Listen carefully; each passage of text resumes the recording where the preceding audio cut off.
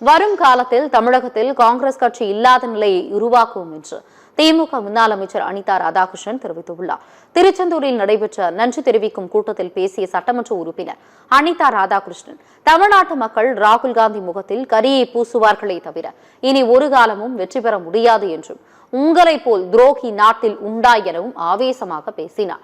தூத்துக்குடிக்கு வந்தால் அமைச்சர் ஆதவ் அர்ஜுனாவின் சட்டையை கிழிக்கும் நிலையை எங்கள் தொண்டர்கள் உருவாக்குவார்கள் என்று எச்சரித்தார். இங்க தமிழ்நாட்டில் பாராளுமன்ற உறுப்பினர் தேர்ந்தெடுத்திடலாங்கிற கனவு காண்கின்ற வகையிலே ராகுல் காந்தி இருக்கின்றார் என்று சொன்னால், ராகுல் காந்தி அவர்களே, தமிழ்நாடு மக்கள் உங்கள் மூஞ்சிலே கருப்பை பூசுவார்களே தவிர எந்த ஒரு வெற்றியும் நீங்கள் பெற முடியாது.